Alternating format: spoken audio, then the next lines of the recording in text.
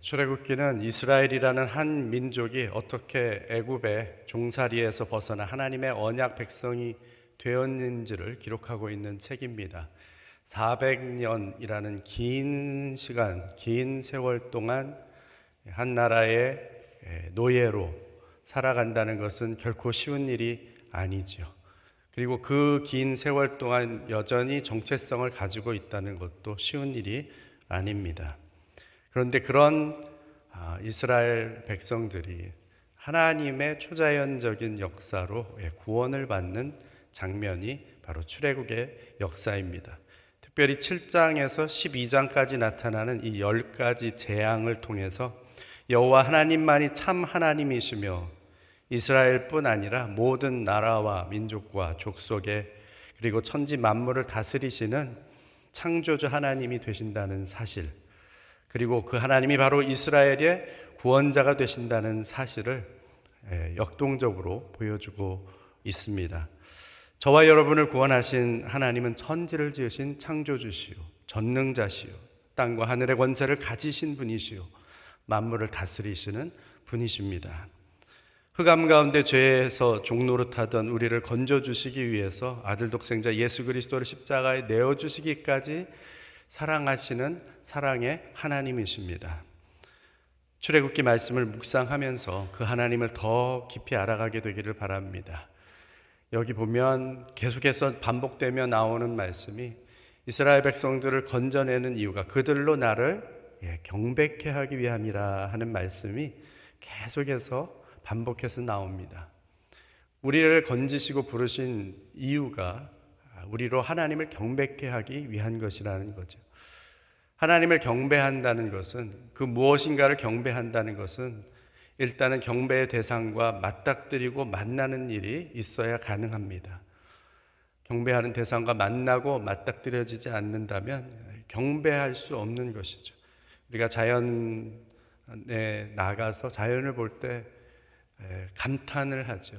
마치 경배의 마음, 그것에 감탄하는 마음, 경이로운 마음이 드는 것은 그런 장면을 눈으로 볼 때 확인되는 것이죠. 그런 감정과 마음이 생겨나는 것이죠. 하나님께서 이스라엘 백성을 광야로 불러내어 나를 경배케 하신다라고 하실 때에는 바로 그 하나님이 내가 너를 만나겠다라는 것입니다. 너를 만나고 너에게 만날 때에 바로 우리가 자연의 그 대자연의 앞에서 그 창조하신 하나님 앞에 무릎을 꿇고 경이로움을 가질 수밖에 없는 것처럼 하나님을 만날 때 그 하나님의 경이로움에 저절로 무릎을 꿇게 되고 그분을 찬송하고 그분을 경배할 수밖에 없게 되는 것이죠. 바라기는 저와 여러분이 날마다 그 하나님을 만날 수 있게 되기를 바랍니다. 그 하나님 경배하게 되기를 바랍니다.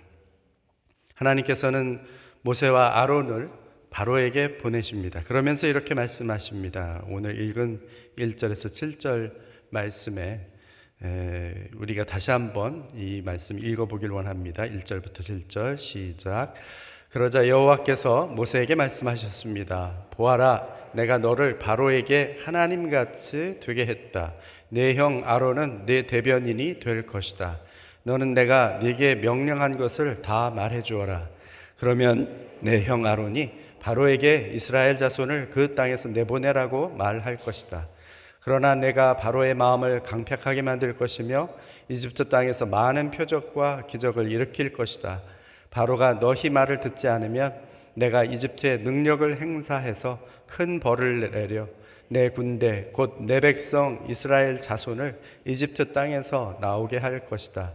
내가 내 손을 이집트에 뻗어서 이스라엘 자손을 그곳에서 이끌어낼 때 이집트 사람들이 내가 여호와인 줄 알게 될 것이다. 모세와 아론은 여호와께서 명하신 대로 시행했습니다. 그들이 바로에게 말할 때 모세는 80세, 아론은 83세였습니다. 여기 1절에 보니까 내가 너를 바로에게 하나님같이 되게 했다라고 했는데 여기서 하나님이라는 단어는 히브리어의 엘로힘이라는 단어를 사용하고 있습니다. 이 엘로힘 하나님은 그저 여러 신들 중에 하나인 그런 신을 이야기하는 것이 아니라 절대자, 전능하신 하나님을 나타낼 때 사용하는 단어입니다. 바로 모세가 그런 하나님을 대신한다는 것이죠. 아론 역시 모세의 대변인이 될 것이라 했는데, 여기서 대변인이라는 단어는 히브리어로 나비라는 단어를 쓰는데 선지자라는 의미입니다. 모세의 선지자가 되게 하겠다는 것이죠. 모세는 바로에게 있어서 하나님이 되고 아론은 그 모세의 선지자요 대언자가 된다는 것입니다. 만약에 바로가 이런 모세와 아론을 대항한다면 그것은 곧 하나님을 대항하는 것이고 하나님의 선지자를 대항하는 것입니다. 모세와 아론이 이 말씀을 들었을 때 얼마나 당황스러웠을까요? 그러면서도 한편으로는 얼마나 마음의 힘과 용기가 되었을까요? 모세와 아론은 여기 7절에 기록한 대로 지금 그 나이가 80세요 또 83세입니다. 인생의 황혼기에 이제 힘도 없고 능도 없고 큰 기대도 없는 나이입니다. 그런데 하나님은 그런 모세와 아론을 불러 세워 택하신 것입니다. 하나님은 어째서 이렇게 나이 많고 힘도 없고 능도 없는 두 노인을 택한 것일까요? 모세가 40세 때 혈기왕성할 때 그가 그 민족을 구원해 보려고 했을 때 그때 택해 세웠어도 될 텐데 마치 힘있고 능있고 할 때 그 기간을 일부러 힘이 없어질 때까지 모든 기운이 빠질 때까지 기다린 것처럼 보이기까지 합니다. 왜냐하면 이스라엘의 구원 사건은 한 사람이 이루어내는 사건이 아니기 때문에 그렇습니다. 하나님이 행하시는 사건이라는 것을 분명히 알리기 위해서 이렇게 하신 것입니다. 성경을 보면 하나님께서는 마른 막대기 같은 사람을 택하시고 그들을 하나님의 능력을 나타내는 지팡이로 사용하시는 일을 종종 보게 됩니다. 고린도전서 1장 26절부터 보면 이렇게 말씀합니다. 형제들이여 여러분의 부르심을 생각해 보십시오. 육신적으로 지혜 있는 사람이 많지 않고 능력 있는 사람도 많지 않고 감은 좋은 사람도 많지 않습니다. 그러나 하나님께서는 지혜로운 사람들을 부끄럽게 하시려고 세상의 어리석은 것들을 택하셨고 강한 것들을 부끄럽게 하시려고 세상의 약한 것들을 택하셨습니다. 또한 하나님께서는 잘난 체 하는 것들을 없애시려고 세상의 선한 것들과 멸시받는 것들과 아무것도 아닌 것들을 택하셨습니다. 하나님이 연약한 마른 막대기 같은 힘없고 능없는 저와 여러분을 택하셨습니다. 우리는 세상에 나아가서 살면서 우리의 힘없음, 우리의 능없음을 인하여서 때로는 좌절하고 마음 힘들어하고 어려워합니다. 그러나 내가 힘이 있고 내가 능이 있으면 과연 하나님 의지할 수 있을까요? 과연 하나님만 바라보게 될까요? 오히려 내가 가지고 있는 힘을 의지하려고 할 것입니다. 40대에 혈기왕성했던 모세가 자기의 힘으로 이스라엘 백성을 건져보고 구원해보려고 자기의 힘을 사용하죠. 결과는 살인입니다. 사람을 살리는 일을 하는 것이 아니라 죽이는 일을 할 수밖에 없는 것이죠.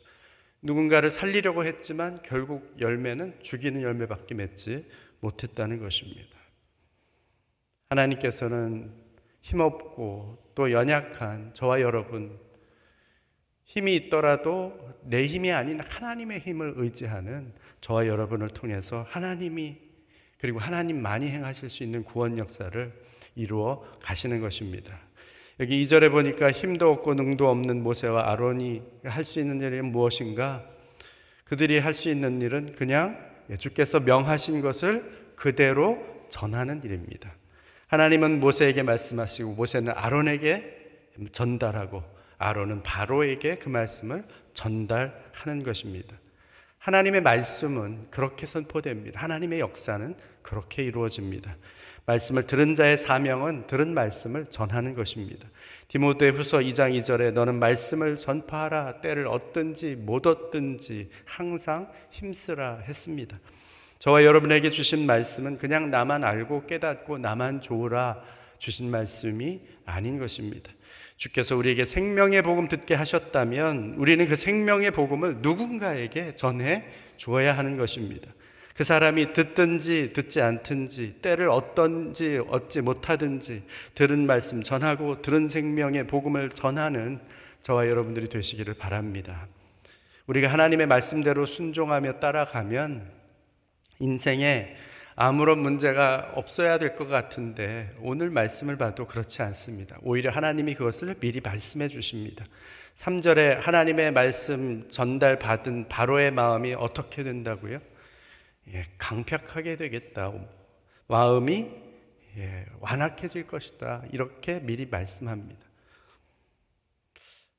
하나님의 말씀을 들었으면 들은 사람이 마음이 부들부들해져야 될 것 같은데, 말씀을 아멘으로 잘 받아야 될 것 같은데 그렇지 않다는 것이죠.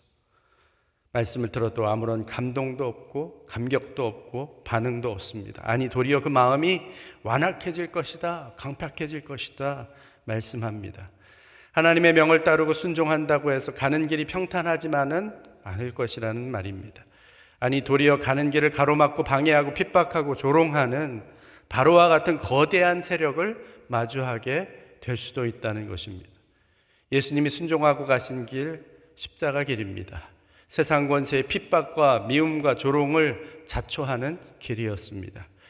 그러나 그 길이 구원의 길이요, 생명의 길이죠. 하나님의 영광과 능력을 나타내는 길입니다.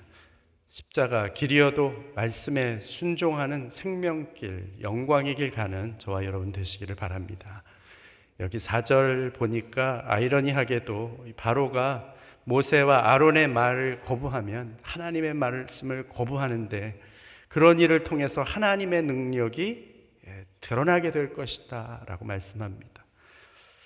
하나님이 이처럼 세상에 악한 것까지라도 하나님의 구원 역사를 위해서 사용하실 수 있습니다. 마치 수치와 저주의 십자가형을 구원과 생명의 사건으로 바꾸신 것과도 같습니다. 사람들의 악함이 예수 그리스도를 십자가에 못 박아 죽였는데 그 사건이 도리어 하나님의 사랑을 나타내고 하나님의 구원의 능력을 드러내는 사건이 된 것이죠. 바로의 강팍함이 더하면 더할수록 도리어 하나님의 강함과 능력과 하나님의 하나님 되심이 더 극명하게 드러나는 것입니다. 도전자가 강하면 강할수록 챔피언이 어떠한 힘을 가지고 있는지, 능력을 가지고 있는지가 더 분명하게 나타나게 되는 것입니다. 기억하십시오. 내 삶의 어두움이 짙어지면 짙어질수록 내 안에 있는 그리스도의 생명의 빛은 더 그 빛을 발하게 되어 있습니다. 하나님이 이집트에서 능력을 행사해서 큰 벌을 내리는데 목적이 있습니다. 이스라엘을 이집트 땅에서 건져내기 위함입니다. 뿐만 아니라 온 땅이 여호와 하나님이 참 하나님이심을, 여호와 하나님만이 하나님 되심을 알게 하기 위해서입니다. 5절에 구원받는 이스라엘도 당연히 여호와 하나님을 알게 되고 인정하게 되겠지만, 이스라엘의 구원 사건을 지켜보는 이집트 사람들 역시 여호와가 하나님이신 줄을 알고 인정하게 된다는 것입니다. 이것이 하나님이 저와 여러분을 죄와 흑암 가운데서 건져내신 이유입니다. 우리를 구원하시기 위한 목적도 있지만, 예수로 나의 구주 삼고 살아가는 구원받은 여러분의 삶 속에서 나타나는 예수 그리스도의 생명의 그 역사의 모습들을 옆에서 지켜보는 사람들 역시 하나님 앞으로 나아와 구원받을 수 있는 길을 열기 위한 것입니다. 이것이 바로 땅끝까지 이르러 내 증인이 되리라 하시며 증인 삼으신 이유입니다. 하박국 2장 14절에 대저 물이 바다를 덮음같이 여호와의 영광을 인정하는 것이 세상에 가득하리라 말씀하신 것처럼, 저와 여러분의 구원의 삶을 통해 하나님의 영광을 인정하는 것이 여러분의 가정에, 또 직장에, 주변 사람들에게 나타나게 되기를 주의 이름으로 축원합니다. 여기 8절에서 13절을 보면 앞에서 이야기한 대로 하나님은 모세와 아론에게 말씀하시고 모세와 아론은 말씀하신 대로 행합니다. 바로에게로 가라 하면 가고 지팡이를 던지라 하면 던집니다. 그리고 그 지팡이가 뱀이 됐습니다. 하나님의 권능과 능력이 순종하는 삶의 현장에 나타납니다. 그런데 세상도 이러한 하나님의 능력과 권능을 흉내낼 수 있다는 것이죠. 11절 말씀 한번 같이 읽습니다. 11절 시작. 그러자 바로는 지혜로운 사람들과 마술사들을 불렀습니다. 그 마술사들도 자기들의 비법으로 똑같이 했습니다. 똑같이 했습니다. 무엇으로? 자기들의 비법으로. 세상의 비법이 있다는 것이죠. 근데 그 비법은 마치 하나님의 능력과 권능을 흉내낼 수 있을 정도의 비법이라 이야기합니다. 그래서 사람들이 그러한 세상 신을 따르고 섬기고 있는 것이죠. 세상의 비법인 돈과 명예와 권력과 쾌락이 하나님 주시는 하늘 영광과 능력과 희락과 사랑을 흉내내고 있는 것입니다. 그리고 사람들은 그런 마술과 속임수에 속아 넘어갑니다. 한번 생각해 보시기 바랍니다. 내가 지금 속아 넘어가 따르고 있는 세상 비법과 마술과 세상 지혜는 무엇입니까? 하나님 아닌 세상에 속한 것으로 하나님을 대신하고 있지는 않습니까? 12절에 아론의 지팡이가 이집트 마술사들의 지팡이를 삼켜버렸다 했습니다. 세상이 아무리 그럴듯해 보여도 하나님과 견줄 수는 없습니다. 궁극의 힘과 능력, 땅과 하늘의 모든 권세는 하나님께 속한 것입니다. 나는 비록 약하나 강하고 능하신 하나님만을 의지함으로 하나님의 구원 역사를 이루며 살아가는 저와 여러분이 되시기를 주의 이름으로 축원합니다. 아멘. 이 시간 한번 같이 기도하겠습니다. 아버지 하나님, 오늘도 저희들 하나님 만나기 원합니다. 주를 경배하기 원합니다. 주 앞에 나아가 무릎 꿇고 주를 찬양하며 주의 크고 위대하신 놀라우신 일들을 찬양하며 경이롭게 주의 얼굴 바라보게 하여 주옵소서. 세상에 살며 우리의 힘없고 연약함을 때로는 한탄하지만 그러나 강하고 능하신 하나님의 편파를 아버지 하나님의 품 안에 있는 우리인 것을 알고 그 주님을 의지하며 나아가게 하여 주시옵소서. 주신 말씀대로 행하여 이 땅 가운데 그리스도의 증인으로서 온전히 하나님의 그 영광을 온 세상이 인정하는 그날까지 땅 가운데의 증인의 역할 감당케 하여 주시옵소서. 함께 기도하며 나아가겠습니다. 기도하겠습니다. 아버지 하나님 감사합니다. 오늘도 주의 능하신 팔 아래 저희들을 둡니다. 주님 붙들어 주옵소서. 우리는 힘이 없고 연약하지만 하나님의 능하신 힘과 능으로 이 땅 가운데에 아버지 하나님의 영으로 살아가기 원합니다.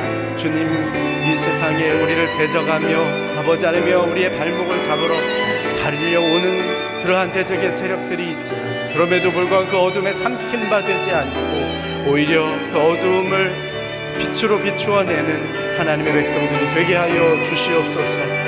오늘도 우리 안에 주신 예수 그리스도의 생명으로 살아가기를 원합니다. 그 생명 우리 안에 허락하여 주셨사오니 살아가는 걸음걸음마다 그 어두운 땅을 빛으로 비추며 예수 그리스도의 말씀으로 나타내며 살아가는 하나님의 사람들이 되게 하여 주옵소서. 그리하여 온 세상이 예수 그리스도 한 분만이 이 땅의 구원자이시며 우리를 구원해내시는 하나님의 사랑의 증표를 알고 주 앞으로 나아오는 놀라운 역사들이 있게 하여 주옵소서. 함께 하여 주시옵소서. 아버지 하나님, 마른 막대기 같은 우리를 주의 자녀, 주의 백성, 주의 군대 삼아주시니 감사합니다. 세상의 화려함과 세상의 지혜와 세상의 그 모든 비법에 속아 넘어가지 않게 하여 주옵소서. 나의 능도 나의 힘도 아닌 오직 주의 영으로 살게 하여 주옵소서. 말씀하신 대로 행하며 하나님의 영광을 드러내는 주의 대언자로 그리스도의 증인으로 살게 하여 주시옵소서.